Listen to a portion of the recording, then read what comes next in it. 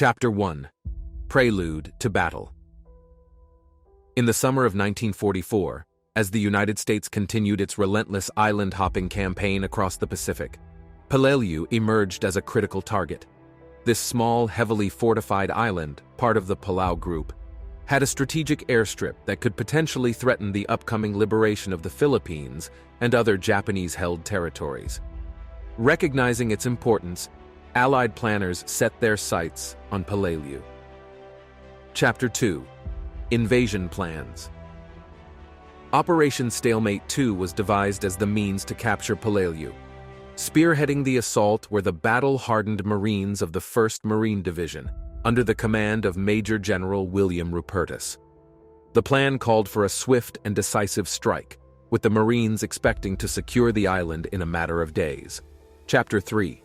D-Day. The morning of September 15, 1944, marked the commencement of the Peleliu invasion.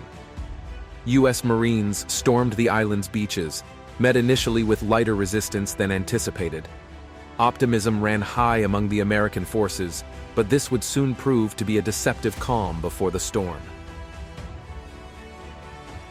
Chapter 4. Japanese Defenses. The Japanese defenders, commanded by Colonel Kunio Nakagawa, had spent months constructing an intricate labyrinth of caves, bunkers, and tunnels beneath the island's rocky surface.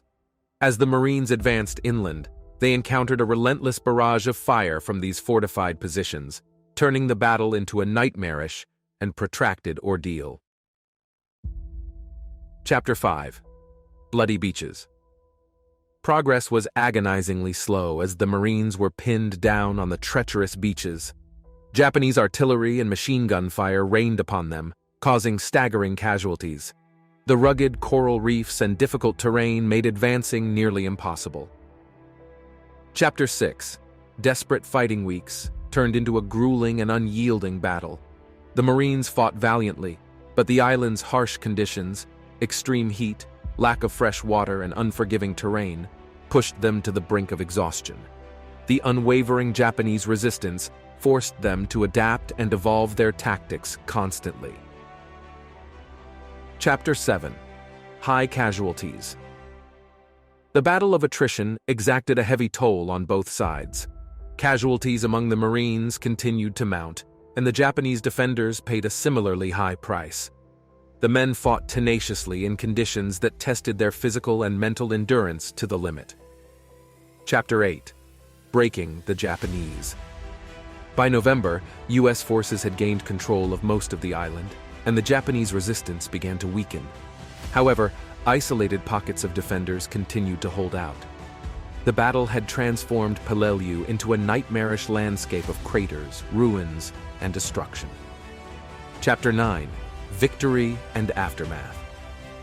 On November 27, 1944, after over 2 months of ferocious combat, U.S. forces finally declared Peleliu secure. The cost of victory was staggering, with over 10,000 casualties, including nearly 2,000 killed in action. The Japanese garrison on the island was nearly annihilated, with very few taken as prisoners. Chapter 10. Legacy. The Battle of Peleliu's legacy remains complex and controversial. Questions arose about the strategic value of the island given the immense human cost. The battle also highlighted the ferocity of Japanese resistance and the unique challenges of island warfare. To this day, it serves as a somber reminder of the sacrifices made during World War II and the enduring human cost of war in the Pacific. The lessons learned from Peleliu would influence future operations in the region as the Allies continued their march toward Japan.